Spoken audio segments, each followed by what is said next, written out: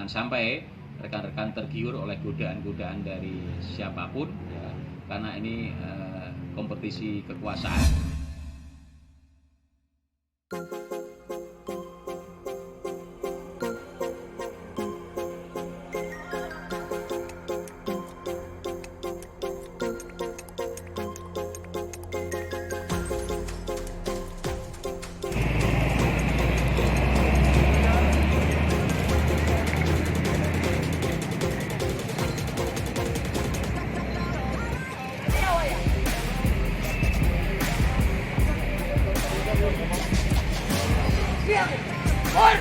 Iya, ya pasti.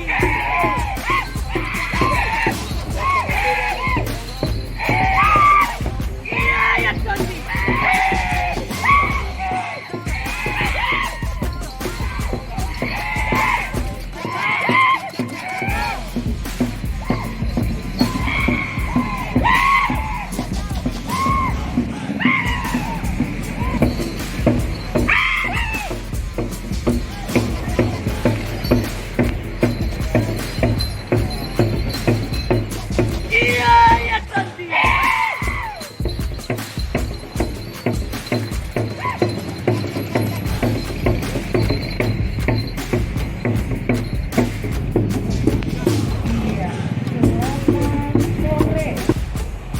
Assalamualaikum warahmatullahi wabarakatuh.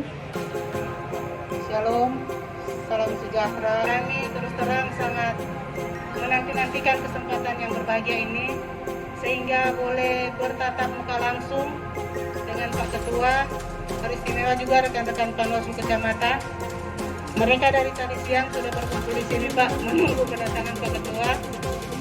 Selamat datang di Kota Cakalang. Di sini ada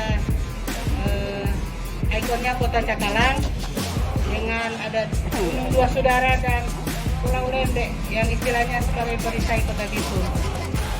Mudah-mudahan kedatangan Pak Ketua di sini dengan bertatap muka langsung dengan rekan-rekan Panwaslu Kecamatan dapat menjadi kekuatan bagi kami di dalam menjalankan tugas-tugas sebagai pengawas dan wali kota dan wakil wali kota di Kota Bitung. Nanti sebentar mungkin setelah Pak Ketua akan menyampaikan arahan-arahannya, kita beri kesempatan untuk 2-3 menit dari Panwaslu Kecamatan untuk berdialog dengan Bapak. Demikian yang dapat kami sampaikan. Shalom, wassalamualaikum warahmatullahi wabarakatuh. Kita semua selalu pakai PKD nih. Enggak, bukan masuk kecamatan saya, masuk kecamatan semuanya. Kawan-kawan dari Sentra Kebun dan kawan-kawan semuanya, hadir semuanya yang mohon maaf tidak dapat saya sebutkan satu persatunya tanpa masa semuanya. Pertama kami menyampaikan ucapan terima Luar biasa sambutan dari kawan-kawan semuanya. Dan kita senantiasa memanjatkan puji syukur kepada Tuhan Yang Maha Kuasa. Alhamdulillah hari ini saya bisa berkunjung ke Kota Bitung, bisa bersilaturahmi tatap muka, khususnya kepada kawan-kawan yang saya banggakan, sahabat Panwaslu Kecamatan se-Kota Bitung. Dan kebetulan tadi disampaikan oleh pembawa acara bahwa hari ini ada kebetulan hari ulang tahun ya Kota Bitung yang ke-30 ya. Jadi secara tidak sengaja bahwa kehadiran saya dan rombongan ini ke sini pas ulang tahunnya Kota Bitung ya. Saya kira ini luar biasa kegiatan sekaligus memperingati ulang tahun jadinya Kota Bitung ya. Hari ini kami hormati, kami menyampaikan juga ucapan terima kasih ya, kepada seluruh jajaran pengawas pemilu di Kota Bitung, khususnya kepada kawan-kawan sahabat Panwaslu Kecamatan yang telah bergabung kembali dengan jajaran pengawas pemilu kita. Karena apa? Saya katakan kok bergabung kembali karena kemarin sempat off ya. Rekan-rekan Panwaslu Kecamatan ini kan kemarin sempat off ya, hampir 3 bulan sejak Maret, akhir Maret, kemudian pada pertengahan Juni kita aktifkan kembali ya, karena tahapan yang sempat tertunda dimulai kembali. Jadi sekali lagi kami menyampaikan terima kasih kepada jajaran Panwaslu Kecamatan se-Kota Bitung yang telah aktif kembali ya. karena pengawasan di tengah pandemi COVID ini bukan hal yang mudah ya. Ketika di saat sebagian orang mungkin takut untuk berinteraksi dengan masyarakat ya, takut bertemu dan sebagainya, tetapi sebagai seorang pengawas pemilu ya, maka mau tidak mau harus turun melakukan pengawasan. Dan kebetulan tahapan pertama yang pasca off itu adalah tahapan verifak dukungan bakal calon perseorangan. Kota Bitung kemarin ada calon perseorangan nggak ya? Nggak ada ya. Setelah itu kalau tidak ada pengawasan verifak dukungan calon perseorangan, pengawasan mutarleh yaitu coklit. Dan kawan-kawan bersama dengan pengawas desa kelurahan melakukan tahapan pengawasan coklit.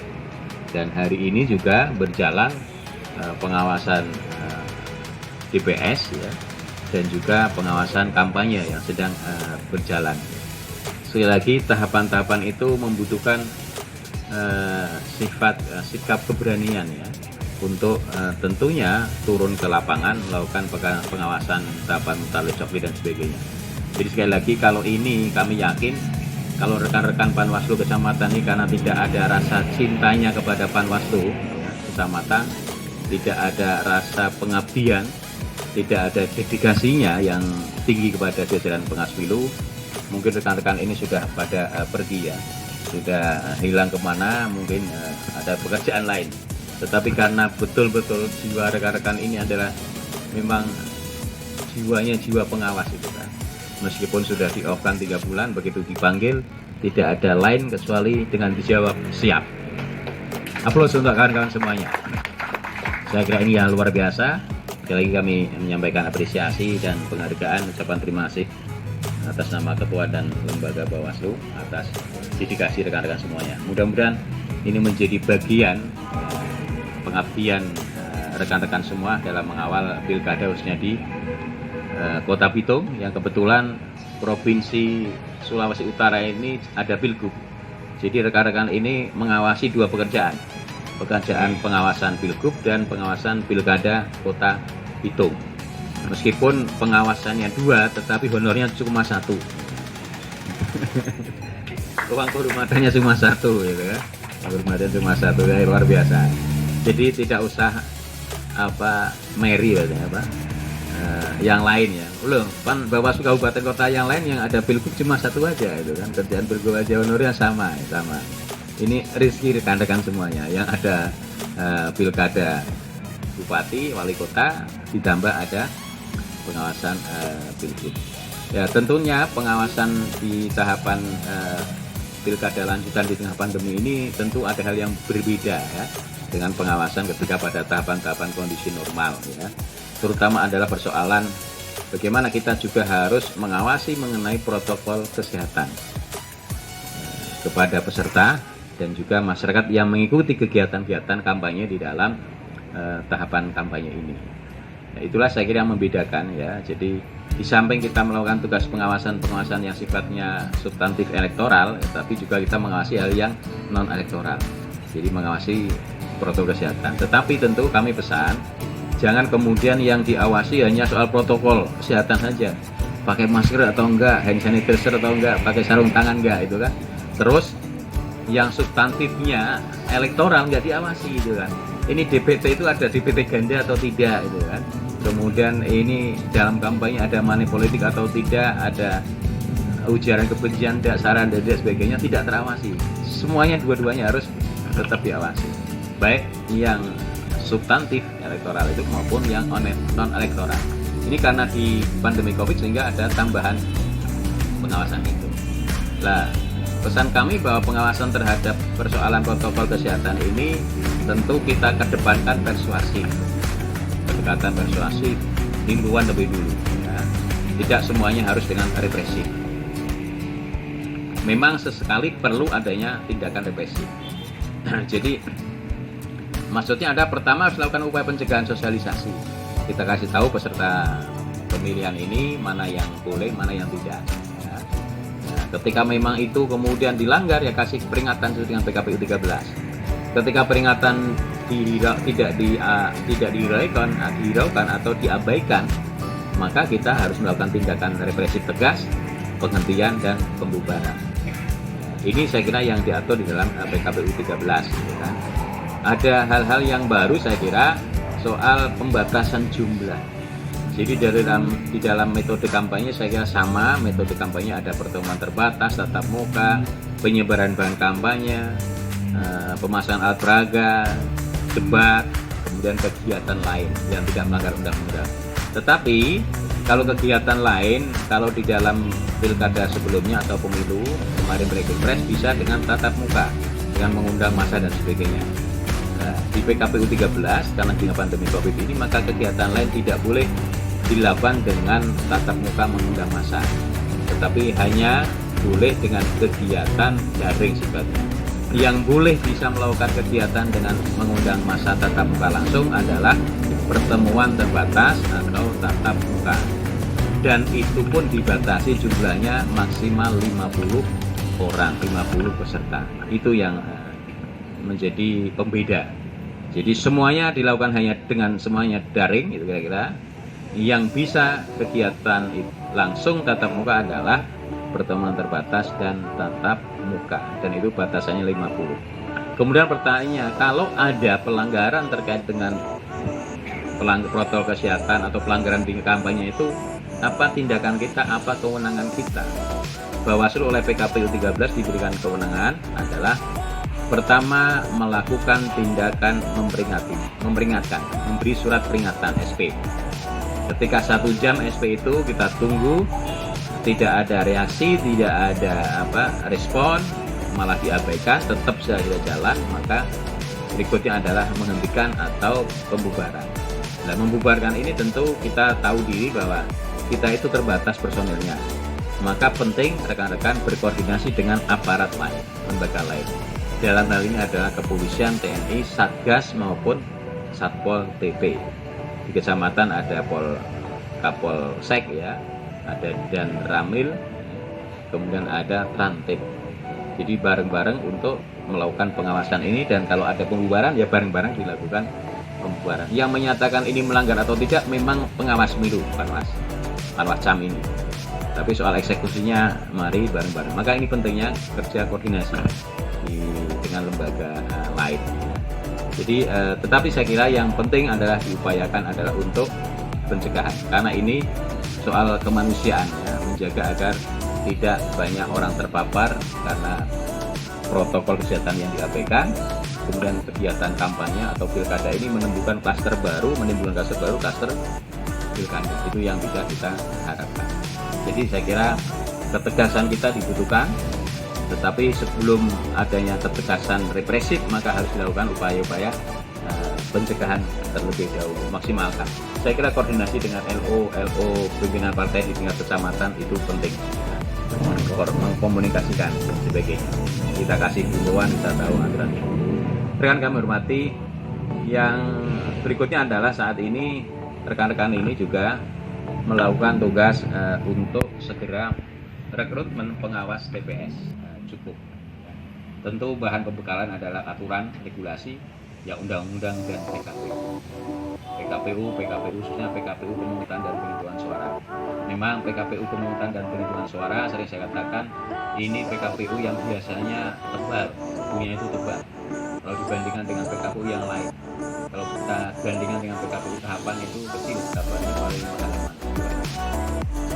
PKPU pencalonan ya agak tebal, kampanye agak tebal. Tapi kalau namanya PKPU pemungutan dan penghitungan suara ditambah rekapitulasi, tebalnya bisa 1 rem kertas HPS itu. 400 halaman ada dengan lampiran-lampirannya gitu kan. Nah, itulah saya kira yang harus nantinya kita bekali mereka dari pengetahuan norma regulasi yang ada di PKPU pemungutan dan penghitungan suara, kita transfer ilmunya kepada mereka. Kemudian yang berikutnya adalah pesan kami, proses rekrutmen ini tentu sangat terbuka, rekan-rekan sudah diumumkan, artinya siapapun publik bisa ikut sepanjang memenuhi syarat. Kemudian pesan kami, memang ini tidak bisa kita normakan di dalam syarat-syarat untuk menjadi pengawas TPS, tapi ini kebutuhan, yaitu adalah pengawas TPS diharapkan nanti punya kemampuan dan memiliki handphone yang smartphone, yang Android, yang ada kameranya. Kenapa kita membutuhkan pengawas TPS yang punya kamera? Karena apa? Nanti kita akan induksikan pengawas TPS itu untuk memfoto C pelaku. Nah, yang kemarin waktu Pileg Pilpres sudah kita induksikan, tapi mungkin belum semua. Tetapi di pilkada ini semuanya harus. Setiap TPS harus bisa ada bukti foto C1 C pelaku yang kertas besar itu kali-kali itu harus difoto. Karena itu sebagai hasil bahan pengawasan dan sebagai bukti kalau seandainya di kemudian hari ada masalah. Ya, kita juga akan menunggu apakah KPU akan melakukan proses rekapitulasi rekap. Rencananya demikian, tapi kita belum bisa memastikan. Nah, karena apa? Kalau nanti prosesnya rekap dilaksanakan, bisnis prosesnya rekap itu sama seperti yang kemarin kawan-kawan pengawas TPS lakukan, yaitu dengan memfoto C1 plano, kemudian ini dibaca oleh satu sistem yang disediakan oleh KPU, kemudian langsung rekap. Dan pengawas TPS tidak akan mendapatkan namanya salinan C1.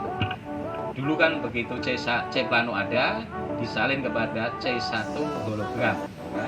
C1 hologram ini disalin menjadi salinan C1 dan itu yang diberikan kepada pengawas TPS, saksi, peserta pemilu, dan sebagainya.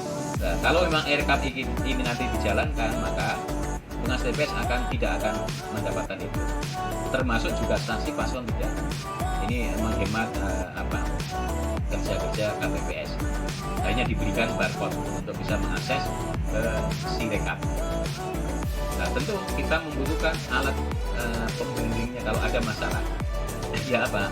Foto itu juga sama. Karena yang dilakukan KPPS nanti sama memfoto C plano itu sama seperti panwas kita yang memfoto. Dan fotonya juga tidak disediakan oleh KPU, ya sama fotonya yang dimiliki oleh KPPS. Jadi variasi ya. Ada yang pakai Samsung, ada yang pakai Lenovo, ada yang macam-macam mereknya. Hasilnya juga macam-macam. Ada yang jelas, ada yang semi burem, ada yang burem. Karena masing-masing fotonya kualitasnya beda-beda itu kan. Mudah-mudahan nanti hasilnya bagus semua. Itu penting untuk nanti kalau ada komplain kita punya data C1 plano hasil foto. Itulah saya kira kenapa dalam proses dokumen ini meskipun ini tidak bisa kita tulis secara di formal, tapi itu yang harus kita cari itu. Mereka harus bisa menggunakan handphone yang smartphone dan handphone yang punya alat.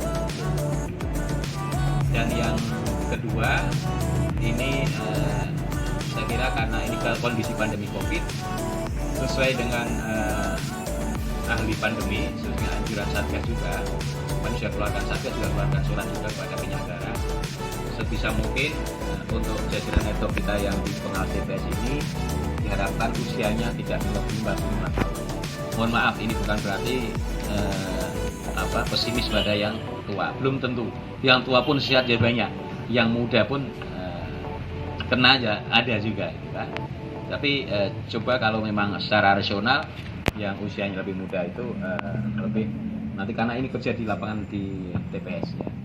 Jadi 25 sampai pada usia 45.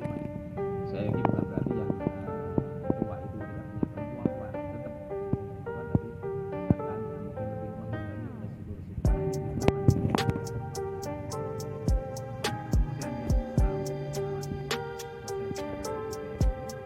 GPT. Kalau masih ada hal-hal yang barangkali hasil pengawasan belum dilanjuti oleh jajaran KPU, ya sampaikan saran perbaikan untuk bisa diperbaiki. Karena penting DPT ini harus betul-betul valid agar nantinya tidak dipersoalkan oleh pihak-pihak yang tidak menerima mengajukan sengketa hasil ke Mahkamah Konstitusi, ujung-ujungnya persoalan DPT dan sebagainya. Nah, fungsi kita ada melakukan tugas pengawasan di proses tahapan DPT ini.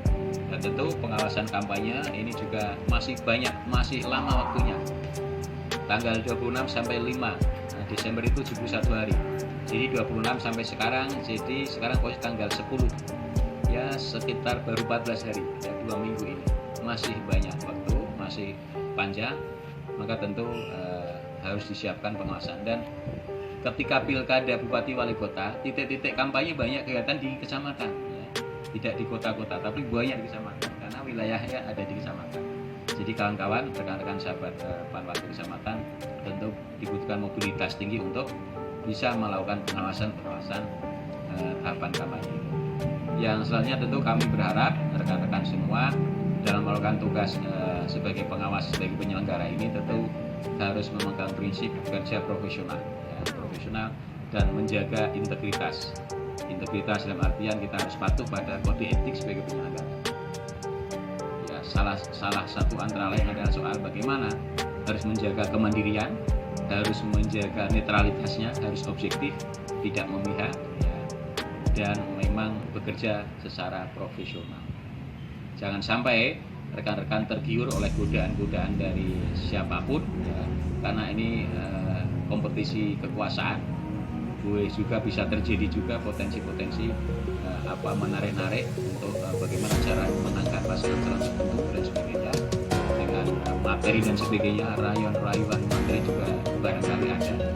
Tapi kami pesan rekan-rekan semua harus jaga integritas, jangan berikan integritas rekan-rekan ya, karena persoalan materi yang barangkali sesaat nilainya besar, tapi itu tidak ada nilai.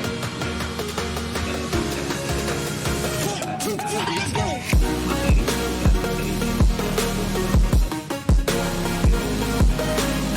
Terakhir, kami tetap semangat dan optimis untuk kita bisa